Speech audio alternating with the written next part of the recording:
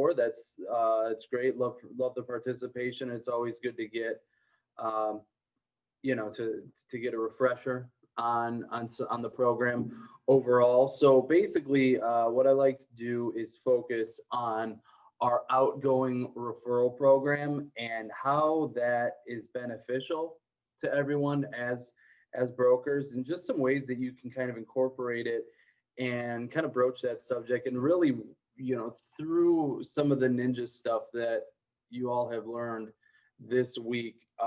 There's great ways to incorporate that, to be able to reach out to your sphere and just be able to talk with them about different types of topics, where you're reaching out, but you're not selling them anything. You're just providing information, and just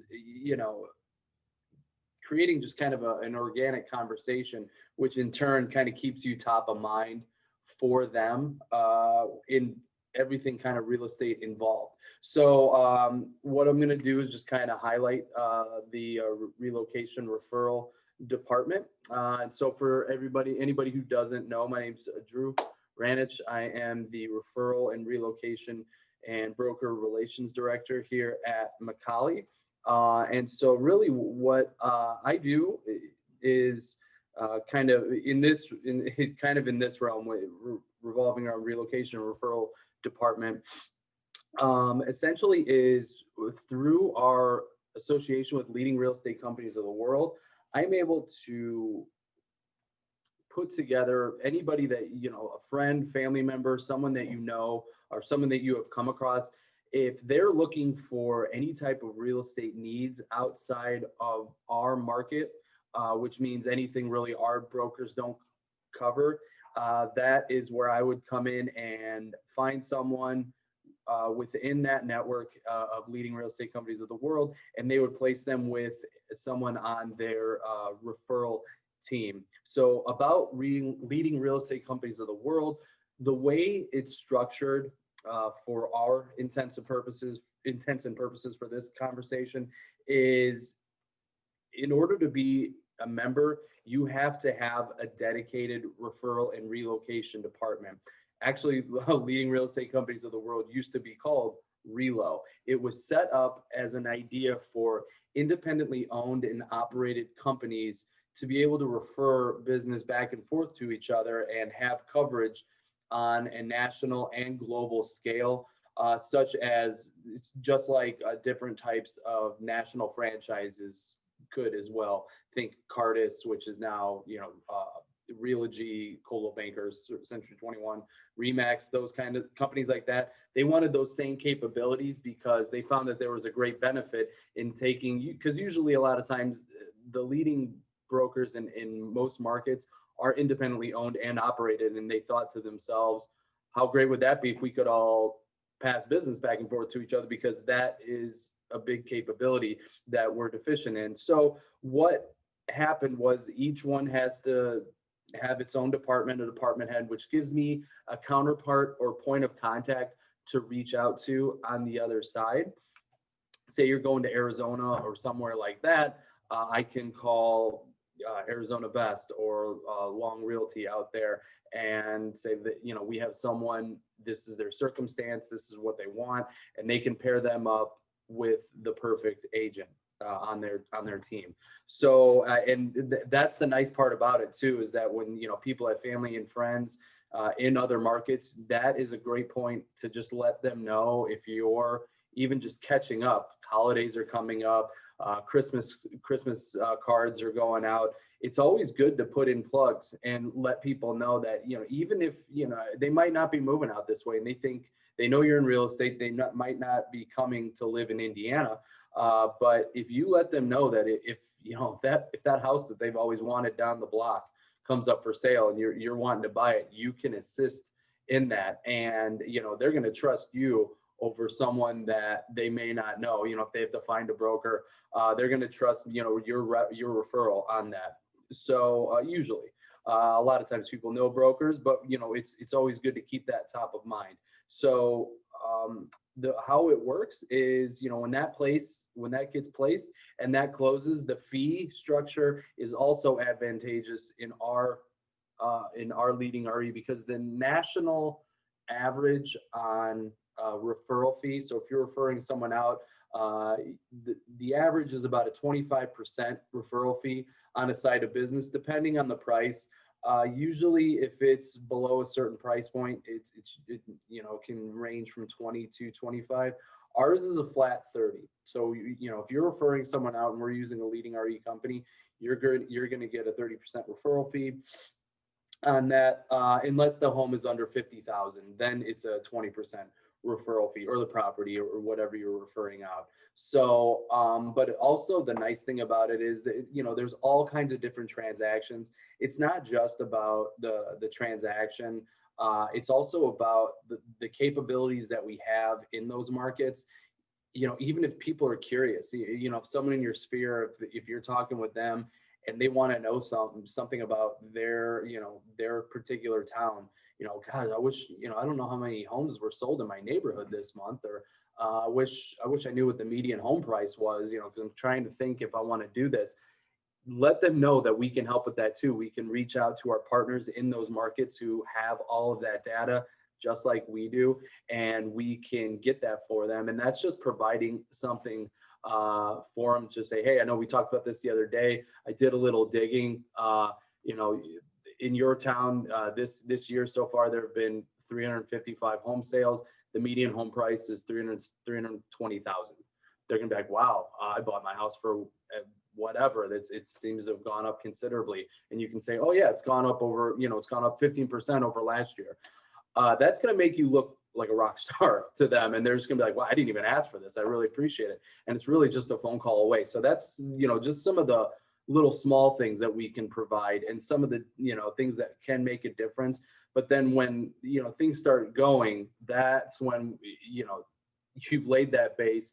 They trust that you're dealing with someone that knows what they're talking about, and that's when they're going to refer and say, I really appreciate you sending that. I do want to move forward. Do you know somebody there that or in my town that you can set us up with? And the answer would obviously be yes. So that's just something that we're happy to help with, and just one of the things that can help in getting a referral going. So outside of doing that, we maintain ongoing contact with the referred broker. And so when you send those out, we get updates for you. So we're tracking, if things are pending, if they're under contract, what the home price would be, what the closing date will be, what the commission split will be. So that way there's, we're tracking it all every step of the way.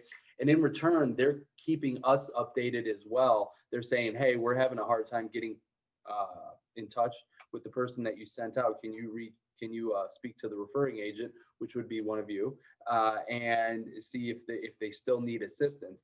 And sometimes that makes a big difference, because obviously as brokers, sometimes leads come in, and if people aren't responsive over time, there's only so many hours in a day, and you have so many clients that you're already working with. Sometimes things can get dropped. So if we get that communication ahead of time, it's great, because you're able to reach out to that person and say, hey, this broker is trying to reach out to you. Make sure that you're connecting with them. And they're gonna, sometimes they'll be, oh, I did see an unfamiliar number come in. I was, I thought it was a pollster or something. Who knows? Sorry, it's been a long few months with crazy calls. But yeah, people aren't, people are screening calls more. So a little communication like that is very helpful.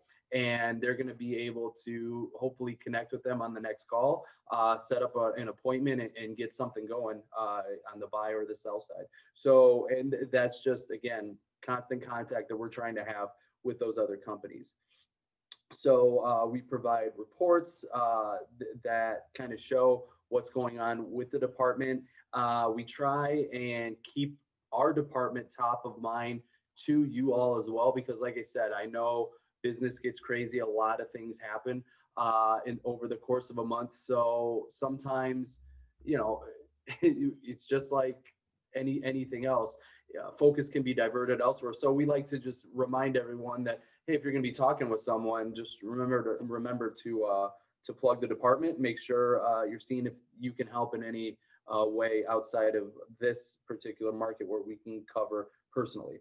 Okay, so I just want to let you know, so I do have a team that I work with. So I work with Sharon Condrat and Ellen Walters. They help me out in a number of ways.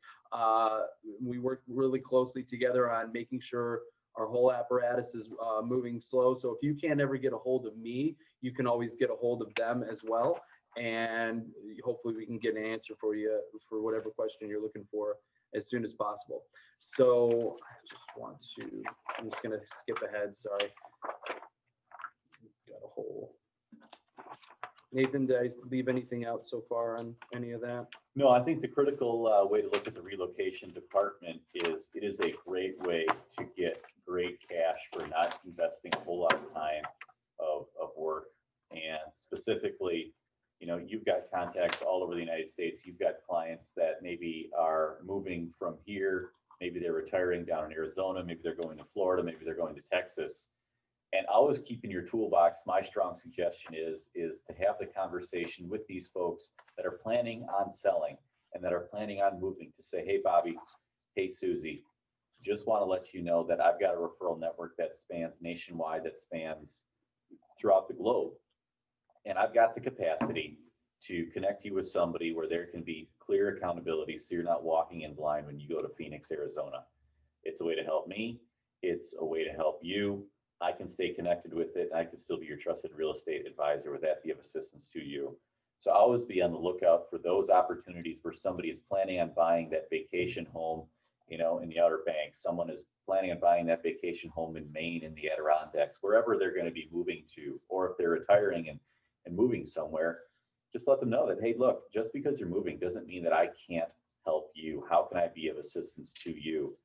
And as Drew mentions, you know, when you take that 30% referral and they're buying something in the Phoenix area, in California and Florida, you know, the same house around here that'd be $250,000, $300,000 down there is going to be $600,000 to $700,000. So it is well worth it to take that tool out of your toolbox, have that conversation with folks, and just alert them to the fact that even though we're outside the Bourbonnais, Kankakee, Northwestern Indiana region, I can still be of assistance and service to you.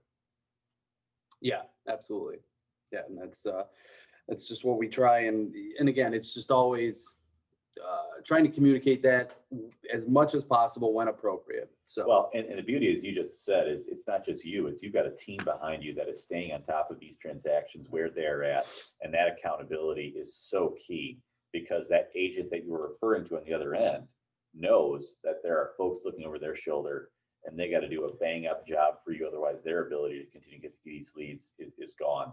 So there's a significant benefit for going through your department, because that accountability factor is so huge to ensure that high level of service. yeah, and that is, I can't stress enough the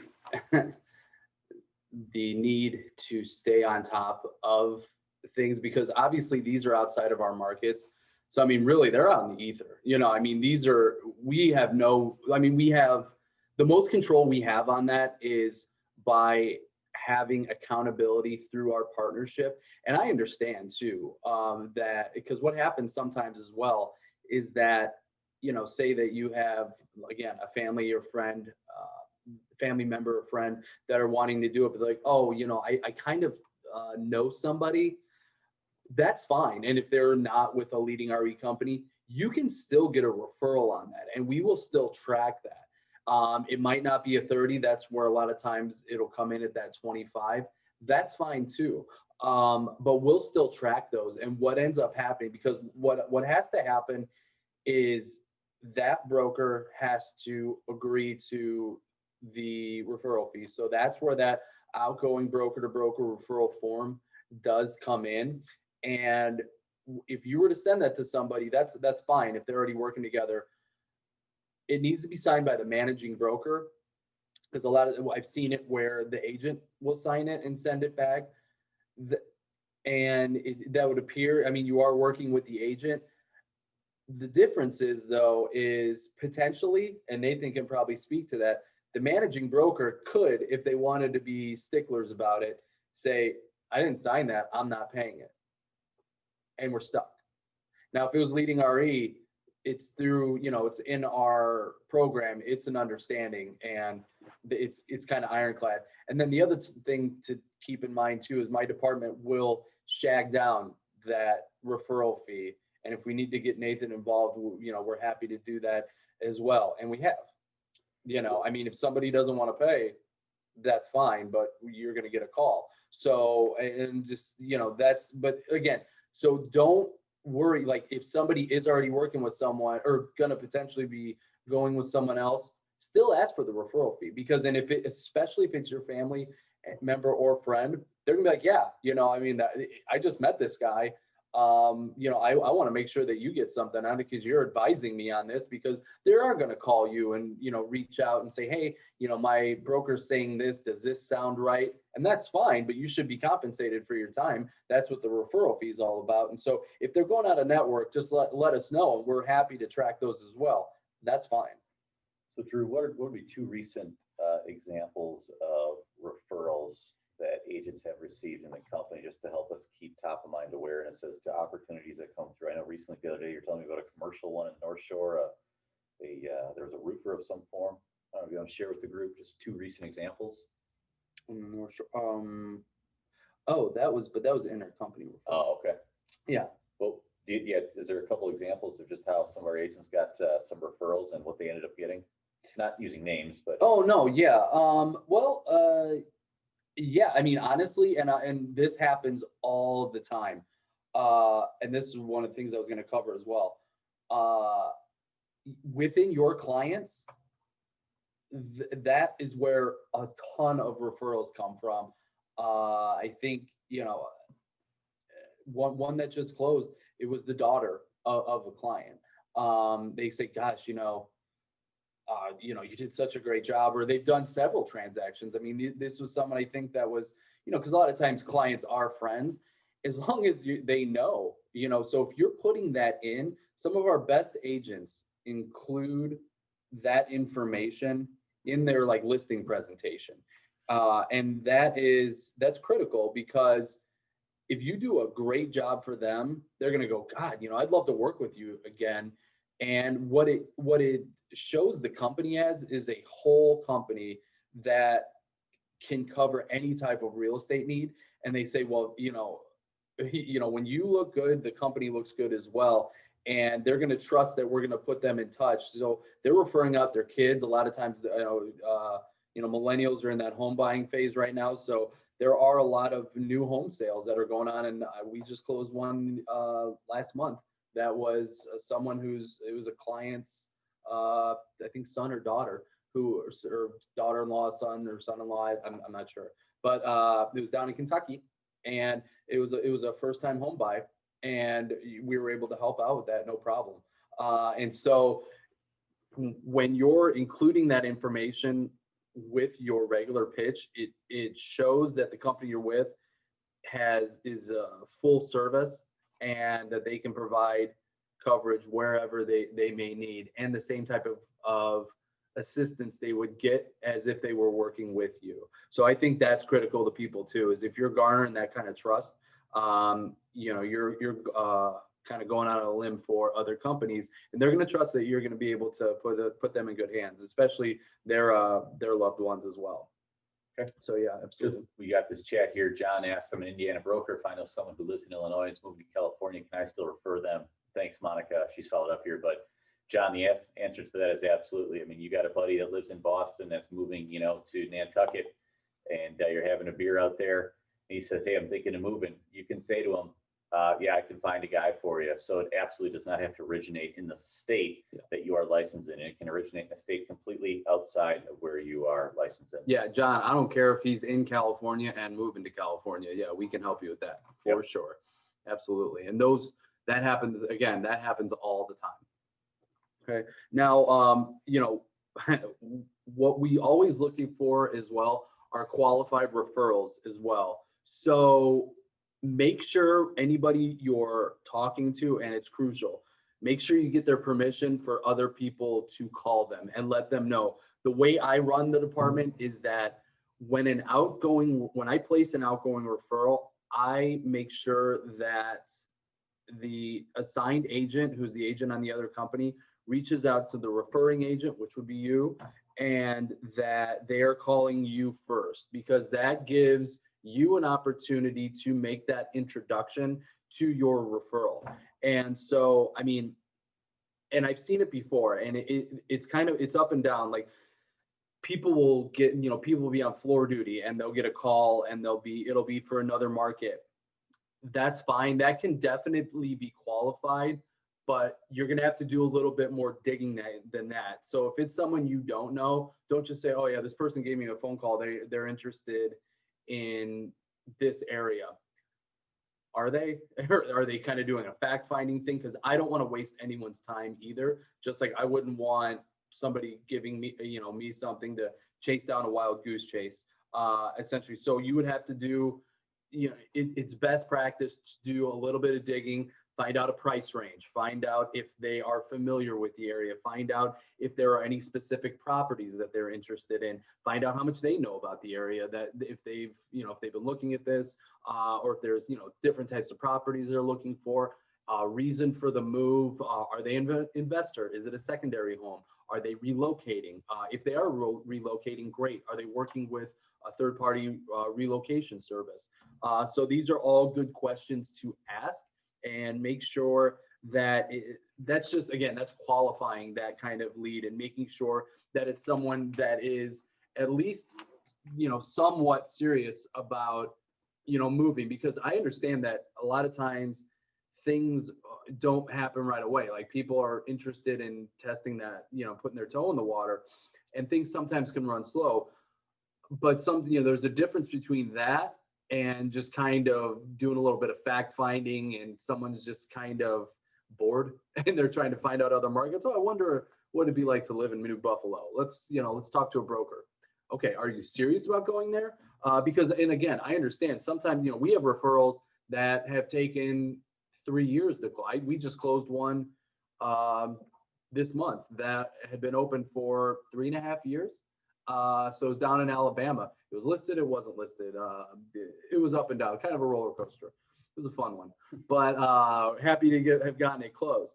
But again, so we understand that there is a long play in it, but if it's someone that you don't know as well, that's where we really count on you to qualify it. And, if you want us to do that, let me know as well. I'm happy to make that call too, ask those questions, but understand that ultimately it might not go somewhere, because again, I can't put our company's reputation out there as someone who just blindly sends out things that aren't referral. We don't send leads, we send referrals. So we want to make sure that those are fairly strong and have a good chance of closing. Okay, so so what those might look like, it's it's obviously a transaction not in our area. Someone relocating, someone moving out of our market and need a home buying. Someone needs to sell their home, which is located outside of a company's market, or moving from one city to another. And that's pretty much, that's that in a nutshell. And a lot of times too, and keep this in mind as well, we're seeing a lot more investment property buying. So that's something that I always love to be able to reach out to my sphere about, giving them, it's giving them information on basically investment, real estate as an investment. And obviously we're not, members of the SEC or, an SEC qualified company, or can speak to investment type things. But what we can talk about is real estate and the returns that can be provided on that. We have, company branded literature that talks about, it's called the Give Kids a Chance program, where it essentially, it's a program that is designed to save for kids' college fund, but can be used in any number of ways. It's, utilizing a 15-year mortgage, having a rental home, and then having, essentially tenants pay that off. And then in 15 years, the house is free and clear, and you have equity in whatever amount that it's worth. It's things like that you can provide, and then you can talk about and go, this is a good program that could be done in, say, North Carolina or in this market, because home prices are cheap in this area, but they're always wanting renters. You can do vacation rentals, and you're essentially getting your mortgage paid for, and it's an investment. So, if this is something that might be of interest, I know we talked in the past about you're looking to diversify your portfolio. This is an area that we can actually help as a real estate company. We can put you in touch with a broker of, great, that's just got a great presence in whichever market that they're looking to go. So some of the benefits of those outgoing referrals, it assists, we service and assist your buyers and sellers, and we maintain ongoing contact with them. It generates additional income for you. It increases business opportunities for yourself and the company. And it definitely increases the visibility of our company locally and nationwide, because you guys got to understand the ripple effect that something like that has, is that when our visibility gets raised across the board, that means more people are going to be reaching out. And if they hear your name attached to a referral, they're going to be going to your website and they're going to be reaching out to you. And if someone's moving out of this market, there's a very good chance that they're going to have family and friends that are obviously going to remain in this market, and they're going to refer you to them as well. And it all feeds into each other. So it's a huge benefit that can be tapped into, and that just generates that extra income for you, and that additional, gross commission income that can put you over the edge. So to get to that 90%, you could be on the cusp, and for that year, and you get a referral close, and all of a sudden you're at 90 for the rest of the year. So, and it's just, you never know what can happen with just kind of keeping a steady pipeline going of that. Okay. So why are the outgoing referrals important to you? It provides total service to again, like I said, to you and for the customer. It demonstrates our ability as a company with national and global connections, expands obviously your sphere of influence, generates reciprocal business, generates extra income. And, like I said, when it demonstrates our company's national and global connections, again, that's huge for, especially in the luxury property sphere. Anybody that's lucky enough to know somebody that is buying or selling, luxury property, one of the main things that statistically someone in that kind of sphere looks for is global presence. Essentially, that's why all these companies have the name international or global or worldwide in them. And that, because they want to know that you're able to market their homes to anyone that is able to afford them, which would mean a foreign investment opportunity. And so they want to make sure that those types of eyeballs are getting on their property as well, not just someone in a local, they're like, anybody can sell it locally, and they might not have an opportunity to do it. They wanted, for them, highest and best is more on a global scale, which statistically is true. I mean, you've seen a lot of foreign investment specifically in real estate. So that's definitely important to you guys, especially for the branding aspect of it. Okay. So now that you know what it is, how do you find an outgoing referral? So really, it's all up to your own imagination. So, but obviously start with your sphere. Start with putting out on your auto flow programs how you'd be reaching out. But definitely FSBOs are one way to do it. If you're already talking to them, you say, obviously I know you don't want my help, but if you do need someone, that's if they're trying to get you off the phone, an off chance, you say, if you do know somebody that's moving out and they don't know anybody, let me know. I can also help with that. So it's just a nice thing to be able to throw in. Obviously, like I said, listing presentations, talking with buyers. If someone's buying in the area and you don't know where they're coming from, say they're coming from all the way, not somewhere real far, but far enough to drive where it's out of our market, and they're moving into our market. Do you have someone listing your home where you are in Western Illinois? We can help out with that. You're coming from Quad Cities. Thanks for making the drive out today. Are you working with anybody there that's looking to list? Okay, well, we can help. Past buyers and sellers, definitely. Again, that's going into your sphere to reach out. So, and anybody that you obviously have on auto flow should always know that you're able to help out with that. Okay. And then obviously, always put it in, if anybody's active on social media, obviously, like I said, auto flow, but if you're doing any type of Facebook, Twitter post, Instagram, whatever, it's always good to throw that in every once in a while. Just add something different to what you're putting out there. It helps your brand essentially. And if you have any ideas on, or if you want any help with any ideas and how to do any messaging around that, please feel free to reach out to my department. We always put out messaging. Like I said, we try to do every week, and we definitely do something every month. So we're always trying to come up with creative ways to keep the department top of mind to people and put that messaging out. So we're happy to help out and put some stuff together for you, or give you some ideas and point you in the right direction for that. Okay, so in a nutshell, in closing, we are here to assist with anybody that you know that wants to go elsewhere, or if anybody that is already elsewhere wanting to stay elsewhere, we can help. So appreciate your time this morning. I know, like I said, some folks have already heard this, so I hope you got something new out of it. So and anybody else that's your first time, appreciate it, and we're happy to help. Okay. Thanks, Drew. Anyone out there have any questions for the relocation department before Drew moves on? Noel's kitty does not have a question. Good stuff. All right, a couple different things here. We've got the representative from HSA that's going to be joining us at 10 o'clock. We've also got Diamond Mortgage that's going to be joining us about 10:20. So we've got about 23 minutes to cover here before they come on board, which is entirely fine.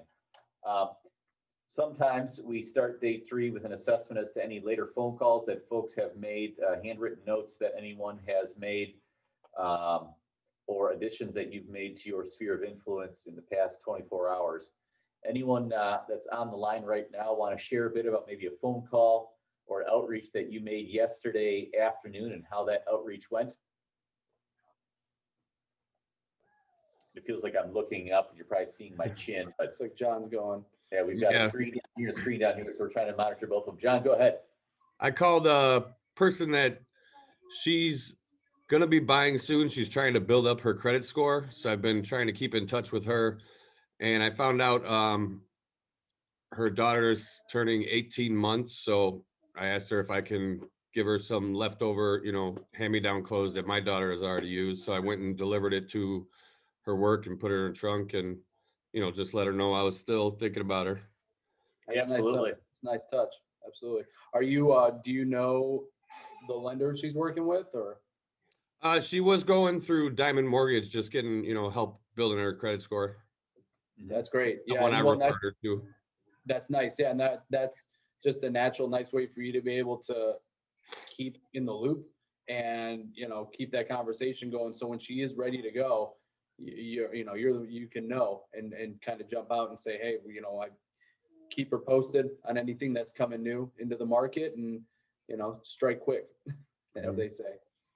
Oh, good stuff. Anyone else make a phone call or an outreach that you want to share and how it went?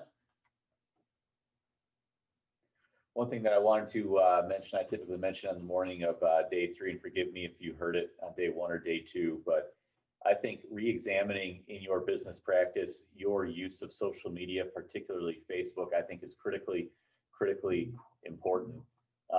I was meeting with, actually Drew and I, we were both down with a large agency down in Indianapolis. And I remember the owner of that entity saying something to the effect of, we're in a cell phone era. And if you can't respond to somebody while sitting at a traffic light, then it's not a communication worth sending. And that's a sentiment of a lot of people. And I think that's where you can show yourself to be an agent that goes above and beyond. And what do I mean by that?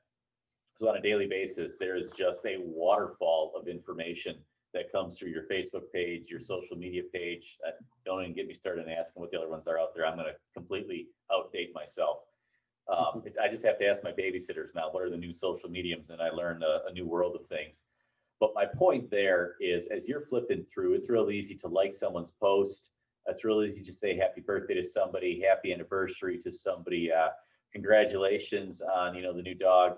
There's somebody that I'm friends with on Facebook. They put their animal to sleep this past week. And a lot of people can send a quick message on Facebook to say, so sorry, happy birthday, exclamation point. But to pick up the phone, to call up Ed, to call up Tom and say, hey, saw this on Facebook, congratulations, how you doing?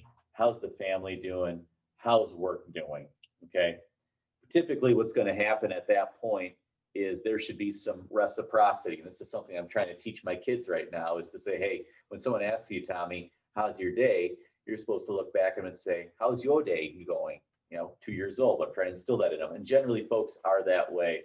So when you see something that is a life moment that merits a conversation, instead of sending that quick Facebook message, give them a quick 5-minute call and just put yourself back into their periphery so that they're thinking about, you, Nate Vis, or you, John Christensen, again, and a reminder that you're a real estate agent, and if you can help them, absolutely.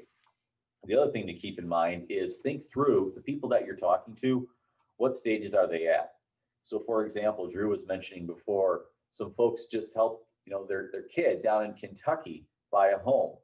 Well, thinking through, if you're talking to somebody that's 54 and they've got children that are between the ages of 25 and 35, I mean, it's 28 to 34 is the range that people are buying their first home. So that's where you say, how the kids doing? How are John and Susie doing? They got married a couple of years ago. Do they have any kids yet? Are they looking to buy a house? Can I be of assistance for them? That's typically the range where people are entering the market for the first time. So just think through when you're talking to your audience, where are they at in life? What needs might they have? If they're 60 years old, are they thinking of buying that cabin up in Wisconsin, that cabin up in Michigan, out on the OBX? I mean, you name it. Where are they at in life? And how do you just ask those questions laid out there to pull that information out of them? Yeah. And like you say too, like when you're, if you're keeping in touch with them and college graduations happen, things like that, kids moving out, that just informs your business too. Big life happenings. You'll see. Are they looking to downsize? Are they looking to sell that big home? That they have that they don't really need as much anymore. Especially if their kids are in outside of the market, they're probably not hosting as many holidays, and so maybe they are looking for something and they want something just more maybe a maintenance-free community where, because they're going to be traveling more. Right. Oh, did you just buy an RV? Great. Well, you don't need that 5-bedroom house because you're going to be traveling out and, doing different things. You're kind of streamlining your life. I can help. But yeah, social media in a number of ways is a great insight into what's going on in people's lives and, pinpointing some of the needs that they may have in this specific area that we can help. That's my goal, is to buy an RV and just travel the United States. But somehow my wife doesn't see the vision yet. Well, she doesn't want to be a carny. I actually had a client years ago but no, it's a good goal. He bought a bus and he converted the bus into his home. He had solar panels on top. He was a web designer. So he would travel all over the United States. Did his family have a band? No, stay in national parks and just basically live off the land. But I'm not there yet. Yeah. I don't know if your wife's ever going to be there at the live off the land part. He's now living in Dubai and some high rise, still designing websites. So there you go. Craziness. All right. Any other questions on relocation or on Facebook, use of Facebook? Hearing none, feel free to blurt them out. I'm going to quick talk about Macaulay Bennett Commercial Advantage. So we've talked about relocation as being a tool in your toolbox for you. Another aspect is going to be the commercial side of things. Some folks will say there's residential real estate speak, and then there is commercial speak. Well, what do I mean by that? You enter the commercial world and you hear phrases being thrown around like CAM, who's going to pay the CAM? I'm going to need a phase 1 environmental. I'm going to need a phase 2 environmental. We need to throw this on LoopNet. We need to have a triple net lease. What kind of triple net lease are we going to have? What's our ROI on this investment going to be? The bank's looking at us to prepare a strategy as to when they think this tenant will be able to pay this in full, et cetera. I mean, there are two different languages when it comes to the residential world and the commercial world. And just because you may not speak commercial doesn't mean that the commercial world is an arena that you have to shy away from and not participate in. We have an entirely devoted commercial division in your packet, there is the depictions of the 15 or so folks that are in the commercial department that handle this full time. So if you have a lead, if you have someone that is interested either in selling a commercial or industrial piece, or is interested in acquiring one, that again is an arena where, similar to relocation, if you're not comfortable handling it directly, you can certainly reach out to one of these agents and co-op with them. And we've got folks with relationships from all the way down in Bourbonnais, all the way up to the North Shore, all the way over to Michigan City, that can be of assistance. And many of the folks that are in the commercial arena either have a background in construction, have a background in the industrial and the railroad side of things, in golf courses, in development. So there are folks that you can partner with to help your existing sphere grow and show that confidence in you as being a trusted real estate advisor. Yeah, and just to, let you know, that's something my department can help with as well. If you're not sure who to contact over there or how that kind of works, again, my department's at your disposal to reach out and act honestly on the residential and the commercial side. I get calls from Illinois agents about placing, knowing someone in Indiana that wants to sell, and Indiana agents that know somebody in Illinois that want to sell. So I'm happy to, within the company, within the company's setting people up and being able to open that communication for you. And that definitely goes for commercial as well. I've had multiple people reach out and say, I know someone that's looking to buy or sell this, whatever kind of tract, this kind of property in Illinois or Indiana. Do you know someone? And I immediately go to our commercial team and then kind of work with Jeff on that and just kind of go from there. But yeah, so if you're not sure who to reach out to, you can always start with my department as well. So we're here to help. So a couple things I just want to share to be mindful of when it comes to commercial. If you are going to be engaging in that arena of work, what are some things that typically come up? The first big critical issue in the commercial realm is it even zoned for your client's anticipated use? Residential generally don't have a problem unless you're going to get into multifamily more than 4. But it's very easy to not think about that particular question. You've got a client, they take a look at a particular piece of property. I've had some over the years, trucking companies, folks that buy salt and then store it and then sell it in the winter months. And they come across properties, they call me up and say, "Vis, that's a phenomenal property. I want it." But then you call up the town of Hobart and the town says, "No, yeah, actually that doesn't fit within our master plan. And oh, by the way, that roadway that leads to that particular property, it's only, zoned or weighted for 18,000 pounds. And oh, how heavy are those salt trucks? Yeah, sorry, that ain't gonna happen." So one of the first critical things to look at when it comes to buying and selling in the commercial realm is going to be that question of zoning.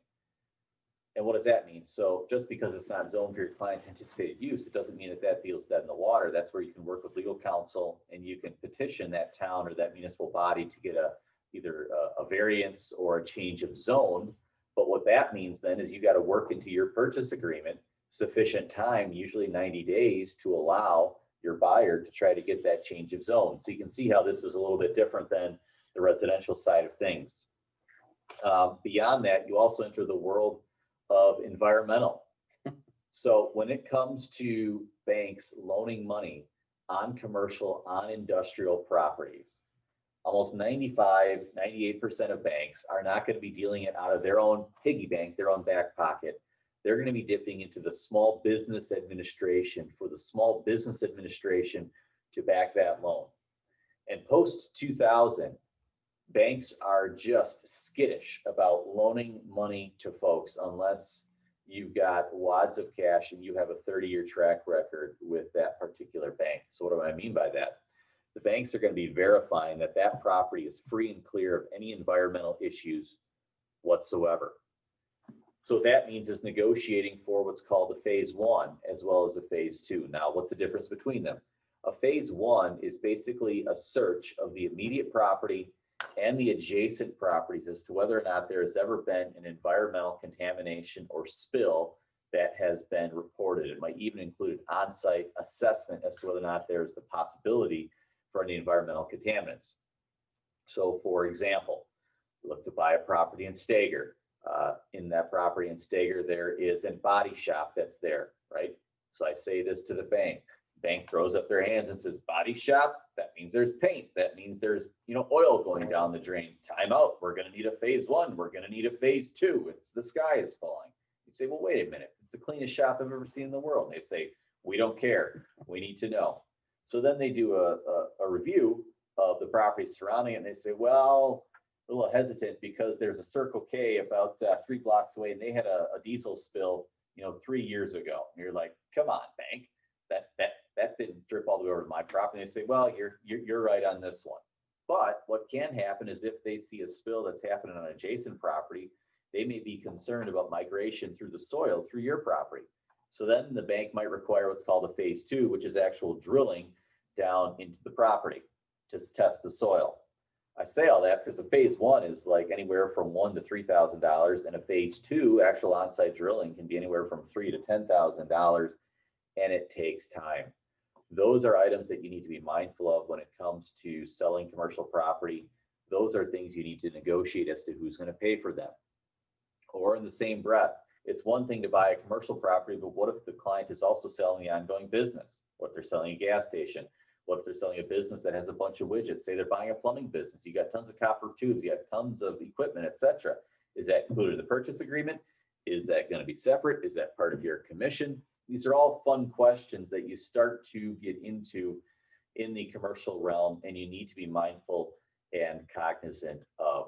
So I encourage everyone to reach out and to develop a commercial arm, whether you are handling it directly, and if you do not want to, you're uncomfortable with it, then partner with a commercial agent. But again, it's a great way to augment part of your toolbox to show that you can do more than just residential. You've got the assets or the skill set out there or the tools that you can reach for to help people on the commercial side. And we definitely do in the commercial world. Any questions so far on commercial side? John? Can we refer out-of-state commercial as well? Yes. So it depends where. Like I would have to do a little bit of digging. Not every one of our partners has a commercial arm, but I know that is one thing that Leading RE is very focused on is growing their commercial footprint local or nationally and globally. But that doesn't mean either just because that we don't have someone in Leading RE in a particular area that can help.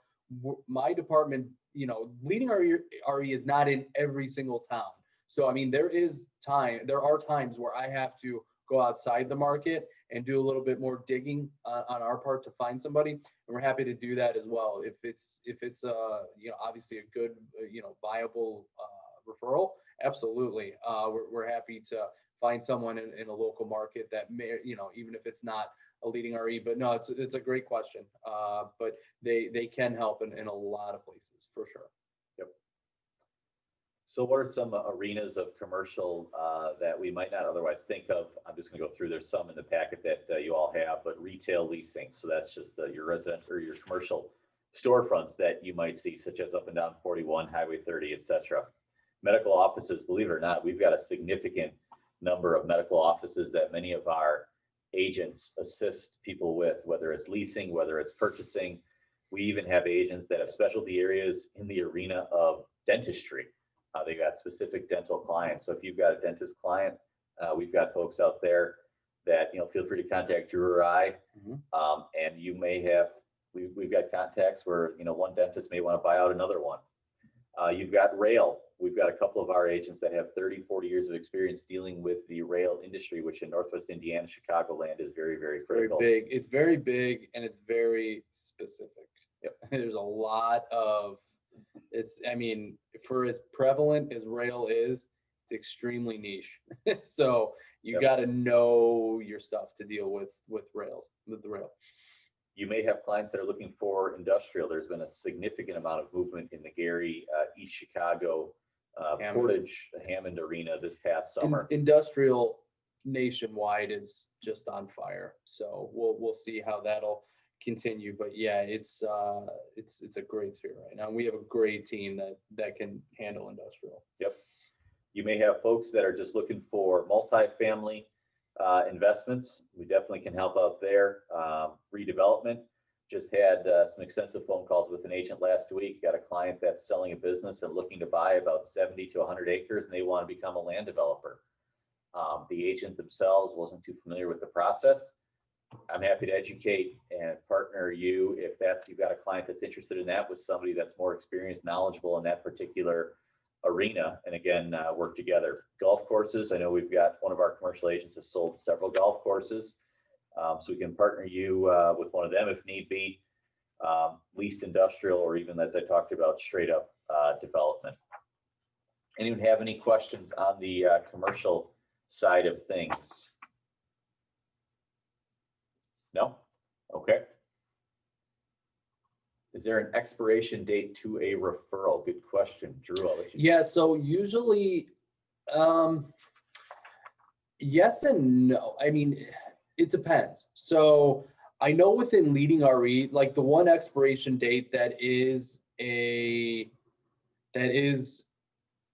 kind of it is a hard expiration. So if you close, like if there's an outgoing referral that closes within leading RE, usually there's an 18-month, if it's still going and they're continuing to work with each other, I mean, it's still an ongoing thing. But so if the client that works with them within wants to sell within 18 months, usually you don't get a referral back on that because it's within that window. If it's outside that 18 months, yes. Now, if it's a family member and it's like, look, they're not going to use you unless you pay a referral fee.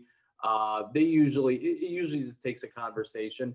But again, like I said, with the referral, as long as it's active and they're still kind of working together, they do kind of go on. But if it, I mean, let's face it. I mean, some of these just stop. I mean, they kind of, the leads are dead.